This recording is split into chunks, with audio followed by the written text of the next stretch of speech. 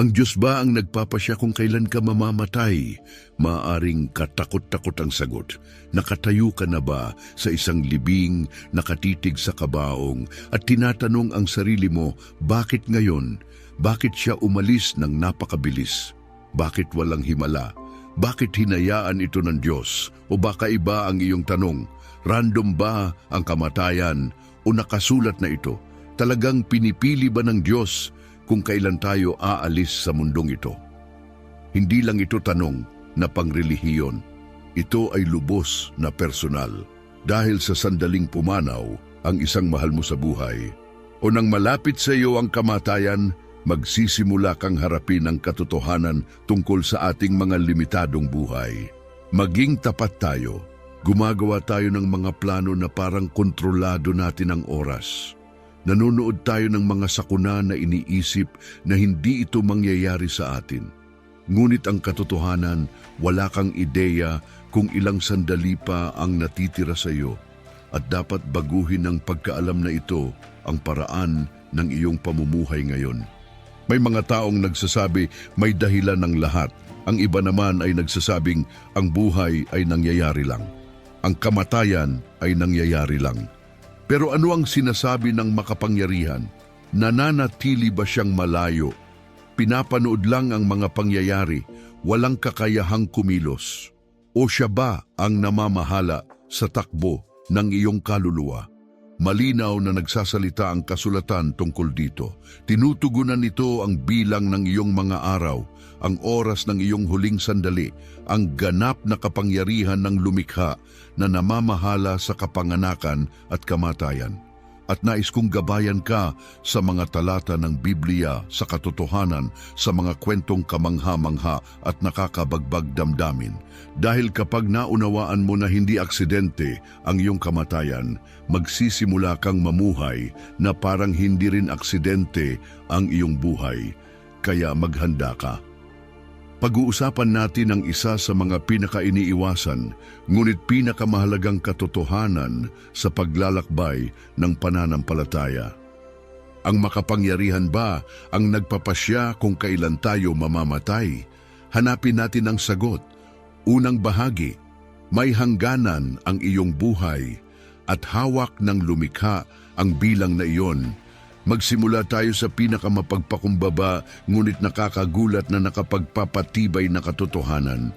May hangganan ang iyong buhay, hindi itinakda ng sakit, hindi ng swerte, hindi ng random na tadhana, kundi ng Panginoon mismo. Sinasabi ng mga awit kabanata 139, versikulo 16, bawat araw na itinakda para sa akin ay nakasulat sa iyong aklat bago pa man nagsimula ang alinman sa mga ito. Hayaan mong tumagos iyon sa isip mo bago ka dumating sa mundong ito, bago ang iyong unang hininga, bago ka kinalong ng sinumang doktor. Alam na ng lumikha ang petsa ng iyong huling paghinga. Hindi ibig sabihin nito na dapat tayong mamuhay sa takot. Ibig sabihin nito ay dapat tayong mamuhay ng may malalim na paggalang. Dahil hindi ka basta dumadaan lang sa mundong ito. Nabubuhay ka ayon sa layunin ng langit. Bawat bukang liwayway na nasaksihan mo, bawat sandaling patuloy na tumitibok ang puso mo habang nagpapahinga ka, bawat muntik ng aksidente na hindi naging sakuna, naroon ang Panginoon sa lahat ng iyon. Binabali ng katotohanan ito ang mito ng pagkakataon. Pinapaalaala nito sa atin na ang buhay natin ay pag-aari ng iba. Binili tayo sa isang halaga, matatagpuan sa unang Korinto kabanata 6 versikulo 11 hanggang 20. At ang ating kamatayan, hindi ito nasa labas ng banal na kapangyarihan. Kita mo, hindi lamang pinapanood ng lumikha ang buhay mong nag-uunlad. Sinusulat niya ito. Sinabi niya kay Abraham na mamamatay siya sa matatandang edad.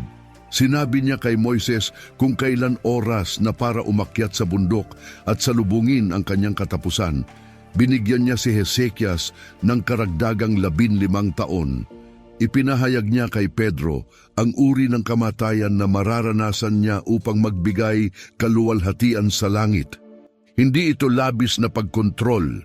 Ito ay makalangit na pagmamalasakit. Ibig sabihin nito ay walang namamatay ng masyadong maaga sa paningin ng lumikha, kahit mukhang masyadong maaga sa ating paningin. Ngayon, huwag malito. Hindi ibig sabihin nito na bawat trahedya ay perpektong kalooban ng Panginoon. Tatalakayin natin iyon.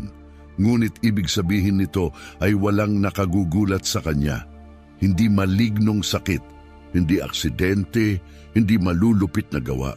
Wala talaga. Kaya ang tanong ay, hindi ba ako mamamatay? Sigurado iyon. Ang tanong ay, nabubuhay ba ako na parang binibilang ng matuwid na lumikha ang mga sandali ko? Dahil kapag napagtanto mo na alam ng Panginoon ang iyong huling hininga, magsisimula kang tratuhin ang bawat hininga bago iyon bilang kayamanan.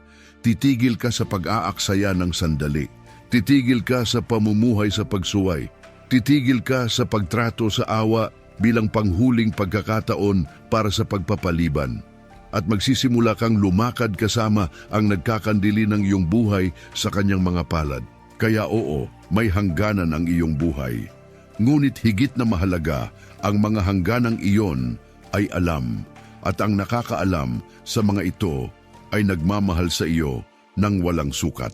Hayaan mong baguhin ng katotohanan ito ang paraan ng iyong pamumuhay ngayong araw mismo. Ikalawang bahagi, banal na kapangyarihan laban sa desisyon ng tao. Namamatay ba tayo dahil sa pagkakamali? Kung binibilang ng Panginoon ang ating mga sandali, ibig bang sabihin na bawat kamatayan ay kanyang kalooban? Paano ang bangaan ng sasakyan, ang pag-abuso sa droga, ang pagpapakamatay, ang ligaw na bala, ang sakit na hindi nalabanan ng mga doktor? Dito nagiging komplikado ang mga bagay. Dahil hindi lamang katotohanan ang hinaharap natin ang sakit ng puso. Kaya itanong natin ang mahirap na tanong, maaari bang mamatay ang isang tao bago ang kanyang takdang oras? Maging malinaw tayo, ang lumikha ay kataas-taasan. Walang nakakaligtas sa kanyang kaalaman. Walang kamatayan ang nakagugulat sa kanya. Pero ibig bang sabihin na bawat kamatayan ay kanyang plano? Hindi naman. Dahil kahit na hawak ng Panginoon ang kapangyarihan, binibigyan pa rin niya tayo ng kalayaang pumili. At sa kalayaang iyon, maaaring gumawa ang mga tao ng mapanirang desisyon. Ang mga lasing na nagmamaneho ay nagdudulot ng kamatayan. May mga sakit na hindi napapansin ng mga doktor. May mga taong winawakasan ang sarili nilang buhay. At kung minsan, binabaliwala ng mga tao ang gabay na maaaring nagligtas sa kanila. Sinasabi ng Mangangaral Kabanata 7, versikulo 17, huwag kang maging masama at huwag kang maging hangal. Bakit ka mamamatay bago ang takdang panahon? Sandali pinapatunayan ng talatang iyan ang isang bagay na hindi napapansin ng karamihan. Posible talagang paikliin ang iyong buhay. May mga kahihinatnan ang kasalanan.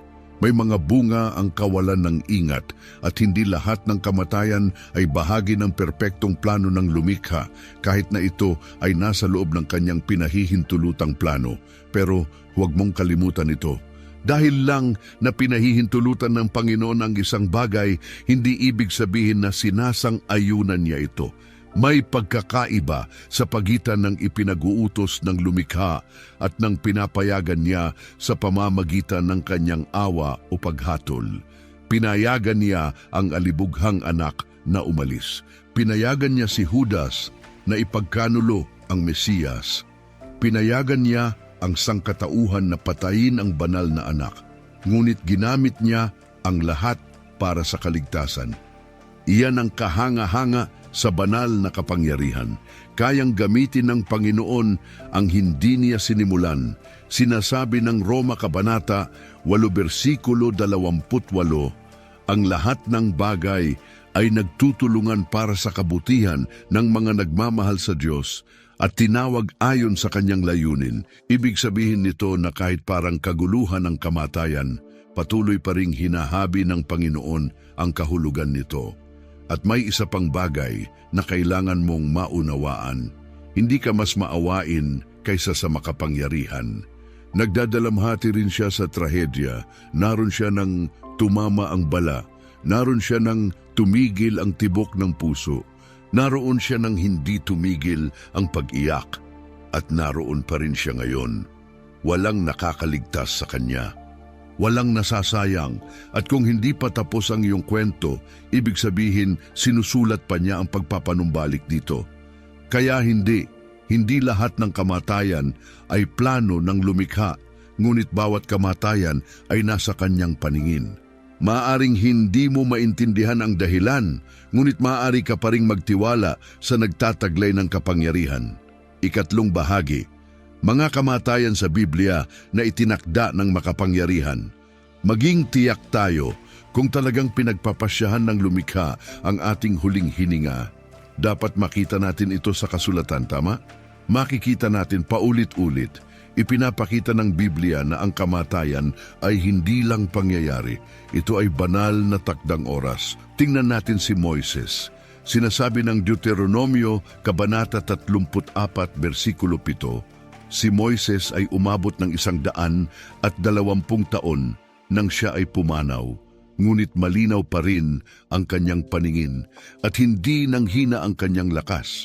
Sinabi sa kanya ng Panginoon na dumating na ang oras. Umakyat siya sa bundok, tumingin sa lupang pangako at pumanaw.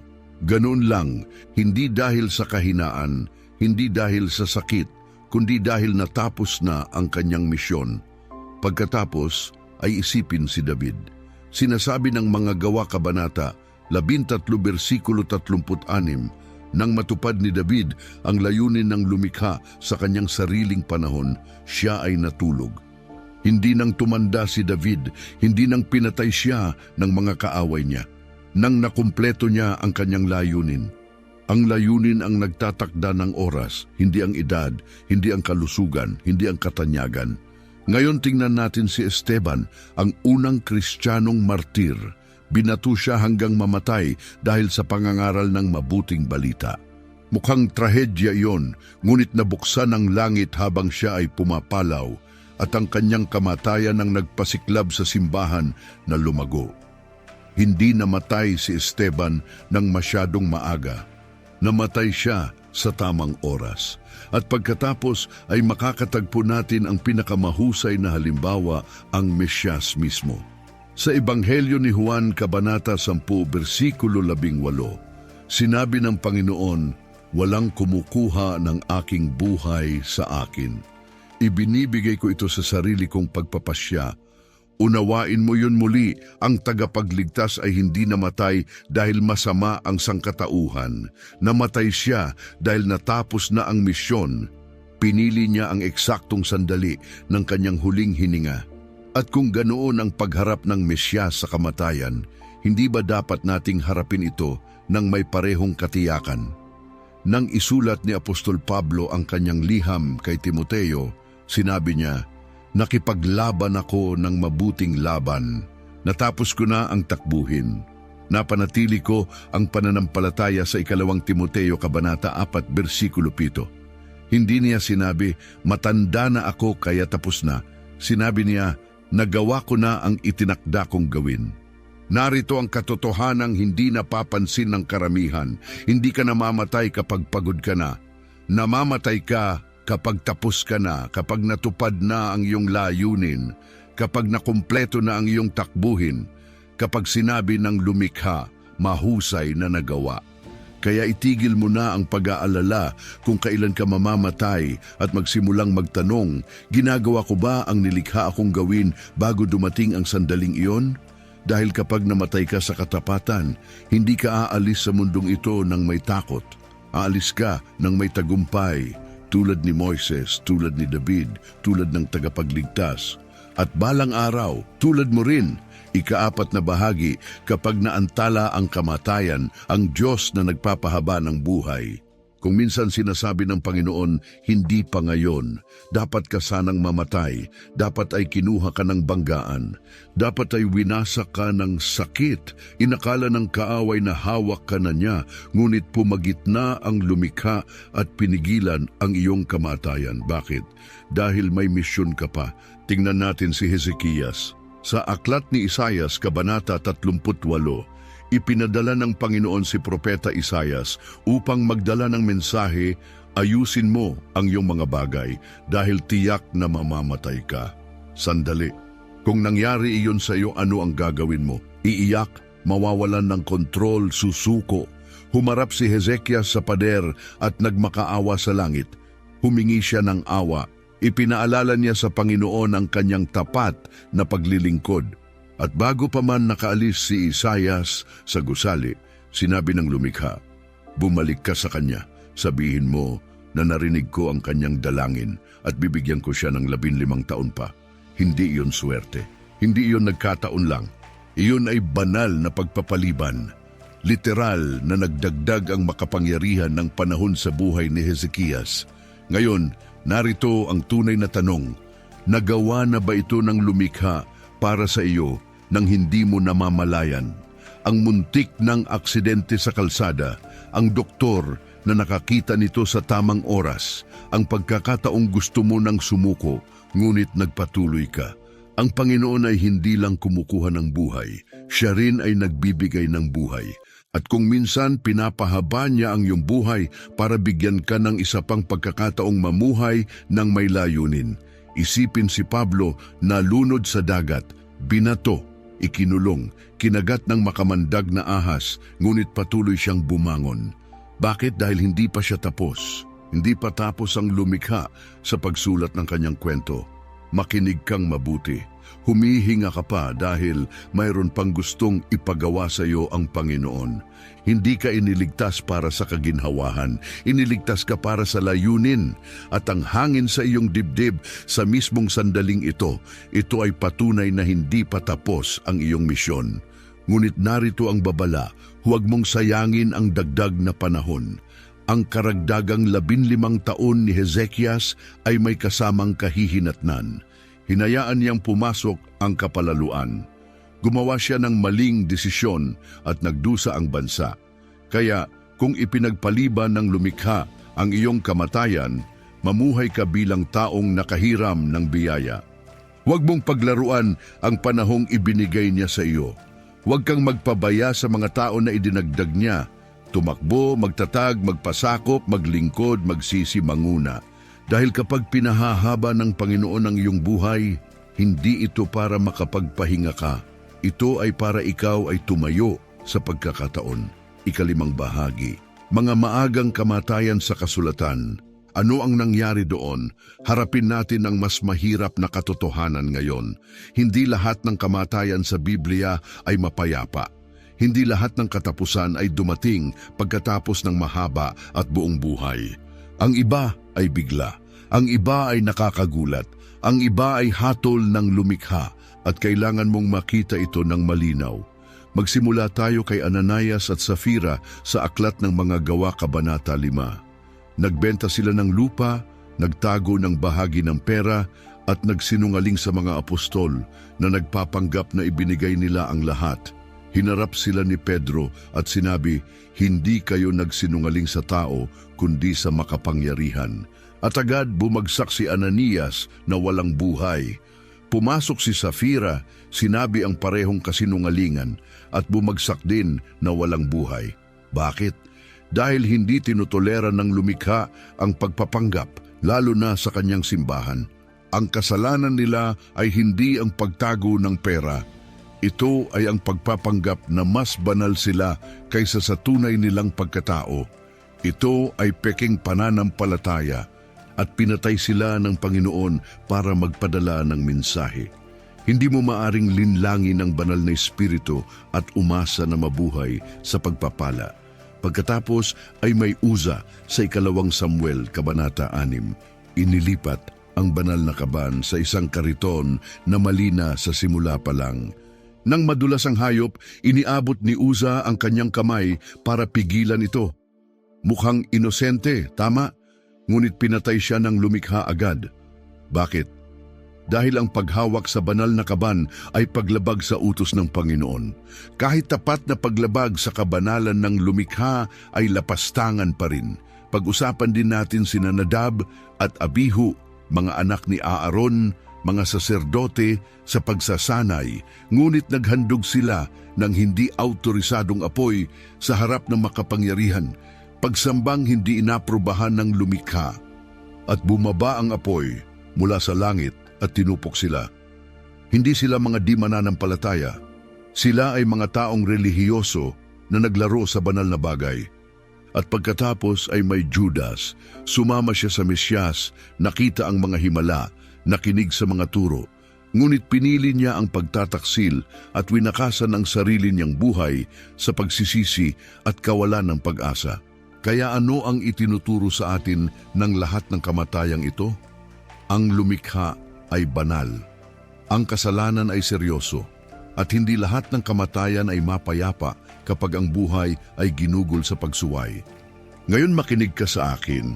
Hindi ito para takutin ka. Ito ay para gisingin ka. Ang Panginoon ay mahabagin. Ang Panginoon ay matiisin, ngunit hindi siya maaaring hamakin. Sinasabi ng Hebreo Kabanata 10, versikulo 31, kakilakilabot na bagay ang mahulog sa mga kamay ng buhay na Diyos. Kaya kung humihinga ka ngayong araw at alam mong may kasalanang itinatago ka, huwag mong subukan ang pasensya ng lumikha. Huwag mong ipagpalagay na mayroon kang panahon. Magsisi ka na bago ka makarating sa hangganan nang wala ng pagbabalik. Dahil habang ang ibang kamatayan ay nakatakdang tipanan, ang iba naman ay mga babala. At kung humihinga ka pa, hindi pa huli para baguhin ang iyong katapusan. Ika-6 na bahagi. Ang misteryo ng mapaminsalang kamatayan kapag hindi malinaw ang mga paraan ng lumikha. Maging tapat tayo, may mga kamatayan na talagang hindi maintindihan. Ang sanggol na namatay sa kanyang pagtulog. Ang misyonero na binaril sa ibang bansa. Ang ina na kinuha ng kanser habang bata pa ang kanyang mga anak. Ang lider ng papuri na nasagasaan ng lasing na nagmamaneho. Makaririnig ka ng mga kwentong ganoon at magtatanong, bakit hinayaan iyon ng makapangyarihan? Nasaan ang kanyang proteksyon? Bakit hindi siya pumagitna? At narito ang tapat na katotohanan. Kung minsan wala tayong natatanggap na paliwanag sa panig na ito ng kawalang hanggan. Sinasabi ng Deuteronomio Kabanata 20, versikulo 20, ang mga lihim na bagay ay sa makapangyarihang ating Diyos. Ibig sabihin nito na hindi lahat ay maipapaliwanag. Hindi lahat ng kamatayan ay magkakasya sa isang maayos na mensahe. Hindi lahat ng paghihirap ay may halatang kahulugan, pero hindi ibig sabihin na walang kahulugan. Ibig sabihin lang ay hindi tayo ang lumikha. Sinasabi ng Roma Kabanata 11, versikulo 33, o ang lalim ng kayamanan at karunungan at kaalaman ng makapangyarihan. Gaano ka hindi maarok ang kanyang mga hatol at ang kanyang mga daan na imposibleng sundan. Ibig sabihin, hindi mo palaging maiintindihan ang kanyang mga paraan, ngunit palagi mong mapagkakatiwalaan ang kanyang pagkatao. Isipin si Job, nawala sa kanya ang lahat, ang kanyang kayamanan, ang kanyang mga anak, ang kanyang kalusugan. Hindi dahil nagkasala siya, hindi dahil hinatulan siya, kundi dahil kasangkot siya sa espiritual na labanan na hindi niya nakikita. At pagkatapos ng mga kabanata ng pagkalito, kalungkutan at mga tanong, sa wakas ay nagsalita ang lumikha. Hindi para magpaliwanag, kundi para ipaalala kay Job kung sino ang may kapangyarihan. At ano ang sinabi ni Job? Narinig kita sa sinabi ng iba, ngunit ngayon nakikita ka ng aking mga mata. Sa Job Kabanata 42, versikulo 5, kung minsan ang pinakamalalim na pagkawala ang nagbubunyag ng pinakamalalim na katotohanan, kahit ang Mesiyas ay umiyak sa libingan ni Lazaro, kahit alam niyang bubuhayin niya ito. Bakit? Dahil masakit ang kamatayan, dahil binabagbag tayo ng pagkawala, dahil ang lumikha ay hindi walang damdamin. Siya ay puno ng pagmamahal. Kaya kung nagdadalamhati ka sa isang kamatayan na tila hindi patas o walang kahulugan, unawain mo ito. Hindi mo kailangan ng lahat ng paliwanag. Kailangan mo lang magtiwala sa nagtataglay ng kawalang hanggan. Sinasabi ng pahayag Kabanata 21, versikulo 4, papahirin niya ang bawat luha sa kanilang mga mata. Wala ng kamatayan o pagdadalamhati o pag-iyak o paghihirap. Paparating na ang sandaling iyon. Ngunit hanggang sa dumating iyon, nagdadalamhati tayo ng may pag-asa. Hindi dahil nauunawaan natin ang lahat, kundi dahil kilala natin ang nakakaalam ng lahat at balang araw ang bawat tanong ay masasagot. Bawat paghihirap ay mapapanumbalik at bawat luha ay magiging malinaw sa liwanag ng kawalang hanggan. Manatiling matatag. Ikapitong bahagi, ang pagpapala ng mapayapang kamatayan. Kapag handa ka ng umuwi, hindi lahat ng kamatayan ay trahedya. Hindi lahat ng katapusan ay malungkot. Para sa mga lumalakad kasama ang lumikha, ang kamatayan ay maaaring maging pagpapala, kalayaan, gantimpala, muling pagkikita. Pag-usapan natin si Simeon. Sa Ebanghelyo ni Lucas, Kabanata 2, siya ay isang matandang lalaki, matuwid at tapat, naghihintay sa ipinangako. At nang sa wakas ay nakandong niya ang sanggol na si Jesus, sinabi niya, "Ngayon makapangyarihan, pahintulutan mong umalis ang iyong lingkod ng payapa dahil nakita ng aking mga mata ang iyong kaligtasan." Hindi siya takot, hindi siya kumakapit sa buhay, handa na siyang umuwi. Iyan ang nangyayari kapag nabubuhay ka ng may layunin at lumalakad sa Espiritu. Hindi mo kinatatakutan ang kamatayan, tinatanggap mo ito kapag dumating ang oras. Tingnan si Pablo, hindi siya natatakot mamatay. Nakita niya ito bilang pag-angat. Filipos Kabanata 1, versikulo 21. Para sa akin, ang mabuhay ay ang Mesiyas at ang mamatay ay pakinabang. Bakit? Dahil alam niya ang kanyang patutunguhan at alam niya kung sino ang naghihintay sa kanya. Ito ang uri ng kapayapaang ibinibigay ng lumikha sa kanyang mga tagasunod. Hindi lang isang kasiyasyang buhay, kundi isang kasiyasyang kamatayan. Isipin mong ipinikit ang iyong mga mata sa huling pagkakataon, hindi sa takot, kundi sa paniniwala. Hindi kumakandili sa material na mundo, kundi inabot ang langit.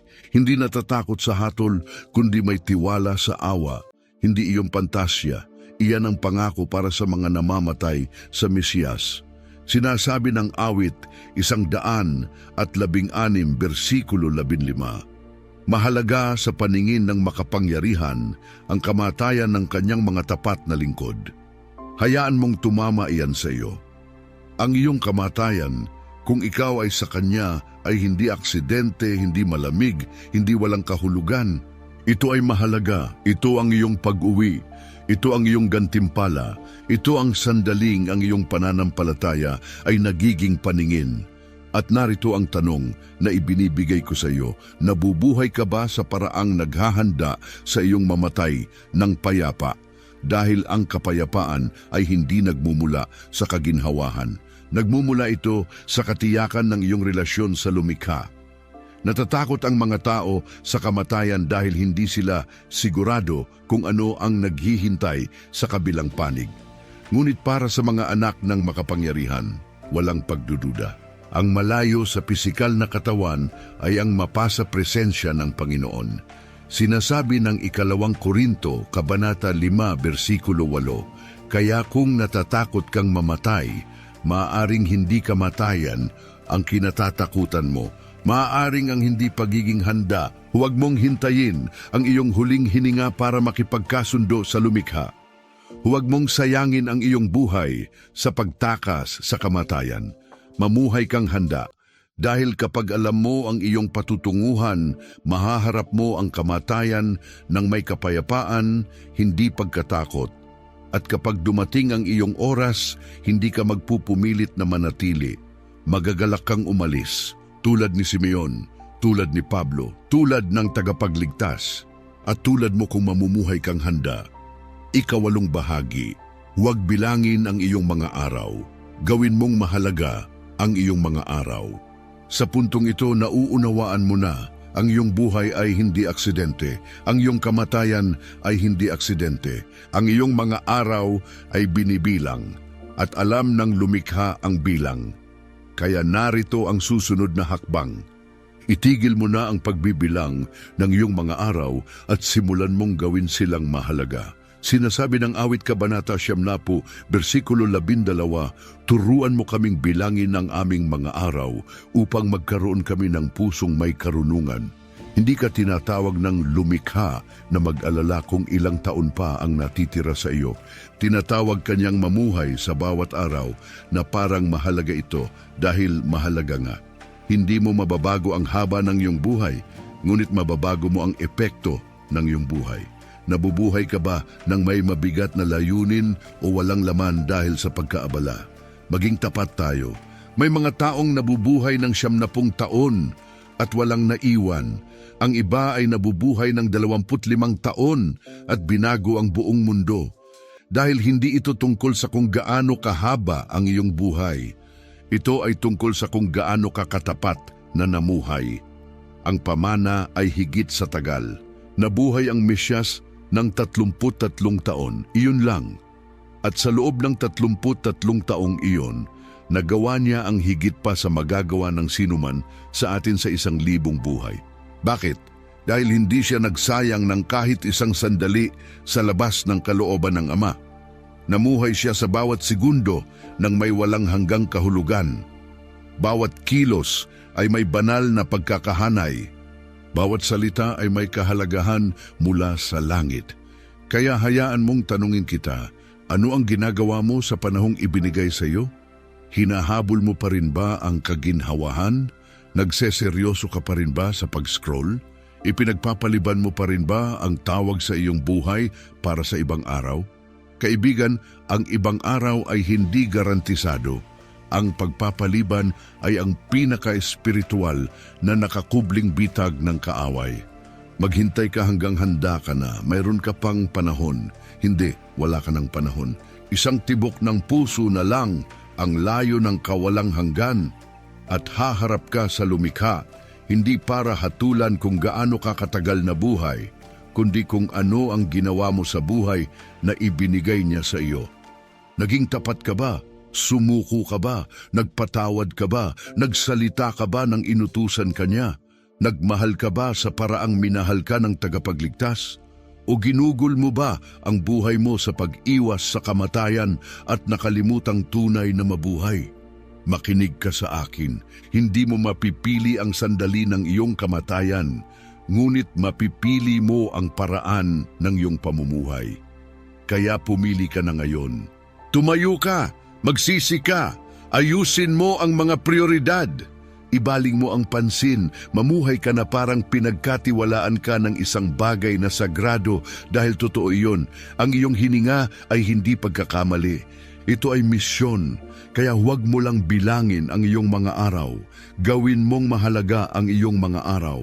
Huling mga saloobin, kung ang lumikha ang nagpapasya kung kailan tayo mamamatay, paano tayo dapat mamuhay? Kaya, ang makapangyarihan ba ang nagpapasya kung kailan tayo mamamatay? Oo, nakikita niya ang sandali. Alam niya ang oras, hawak niya ang hininga, ngunit narito ang mas malaking tanong. Handa ka na ba para sa sandaling iyon? Dahil sa sandaling mapagtanto mo na hindi aksidente ang kamatayan, mapapansin mo rin na hindi rin aksidente ang buhay. Hindi ka naririto para lang mabuhay. Hindi ka naririto para lang magbayad ng mga gastusin, umiwas sa sakit at mag-scroll sa iyong feed hanggang sa matapos ito. Naririto ka para sa layunin ng kawalang hanggan at bawat hininga mo ay humihila sa iyo palapit sa layuning iyon o naglalayo sa iyo rito. Kaya itigil mo na ang pamumuhay na parang walang katapusan ang panahon mo. Magsimula kang mamuhay na parang totoo ang langit dahil totoo ito. Magsimula kang magmahal na parang walang hanggan ang mga kaluluwa dahil totoo iyon. Magsimula kang lumakad na parang nakatingin ang hari dahil totoo iyon. Hindi mo kailangang katakutan ang kamatayan. Kailangan mong katakutan ang pagsisisi. Balang araw, Titigil ang tibok ng iyong puso at magsasalita ang iyong layunin. At ang tanging bagay na mahalaga ay ito: namuhay ka ba para sa Kanya o para sa sarili mo? Dahil ang libingan ay hindi nakakakuha ng huling salita, ang lumikha ang nakakakuha. Kaya mamuhay ka bilang taong nakakaalam na tumatakbo ang orasan. Hindi sa pagkatakot, kundi sa layunin. Hindi sa sindak, kundi sa paniniwala. Dahil kapag pinagpasyahan ng makapangyarihan na tapos na ang iyong panahon, gusto mong kayang tumingin sa itaas at sabihin, handa na ako. Natapos ko na ang aking takbuhin. Napanatili ko ang pananampalataya. Dalhin mo na ako sa tahanan. At kapag ganoon ka namuhay, hindi ka lang mamamatay ng payapa. Mabubuhay ka ng may kapangyarihan. Ang kamatayan ng kanyang mga tapat na lingkod. Hayaan mong tumama iyan sa iyo. Ang iyong kamatayan, kung ikaw ay sa kanya, ay hindi aksidente, hindi malamig, hindi walang kahulugan. Ito ay mahalaga. Ito ang iyong pag-uwi. Ito ang iyong gantimpala. Ito ang sandaling ang iyong pananampalataya ay nagiging paningin. At narito ang tanong na ibinibigay ko sa iyo: nabubuhay ka ba sa paraang naghahanda sa iyong mamatay ng payapa? Dahil ang kapayapaan ay hindi nagmumula sa kaginhawahan. Nagmumula ito sa katiyakan ng iyong relasyon sa lumikha. Natatakot ang mga tao sa kamatayan dahil hindi sila sigurado kung ano ang naghihintay sa kabilang panig. Ngunit para sa mga anak ng makapangyarihan, walang pagdududa. Ang malayo sa pisikal na katawan ay ang mapasa presensya ng Panginoon. Sinasabi ng 2 Korinto, Kabanata 5, versikulo 8, kaya kung natatakot kang mamatay, maaaring hindi kamatayan ang kinatatakutan mo.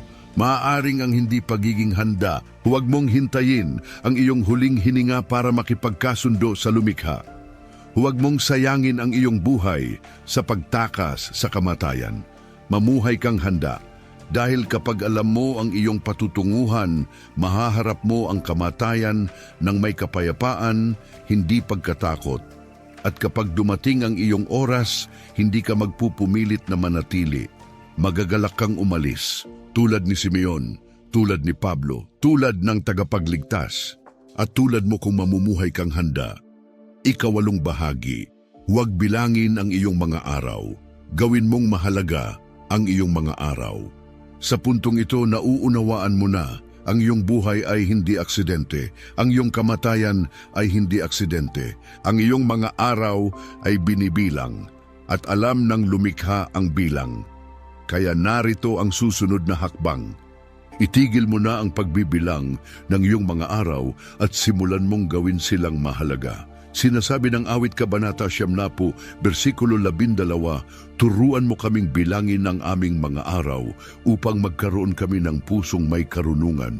Hindi ka tinatawag ng lumikha na mag-alala kung ilang taon pa ang natitira sa iyo. Tinatawag kanyang mamuhay sa bawat araw na parang mahalaga ito dahil mahalaga nga. Hindi mo mababago ang haba ng iyong buhay, ngunit mababago mo ang epekto ng iyong buhay. Nabubuhay ka ba ng may mabigat na layunin o walang laman dahil sa pagkaabala? Maging tapat tayo. May mga taong nabubuhay ng 70 taon at walang naiwan. Ang iba ay nabubuhay ng 25 taon at binago ang buong mundo. Dahil hindi ito tungkol sa kung gaano kahaba ang iyong buhay. Ito ay tungkol sa kung gaano kakatapat na namuhay. Ang pamana ay higit sa tagal. Nabuhay ang Mesyas ng 33 taon, iyon lang. At sa loob ng 33 taong iyon,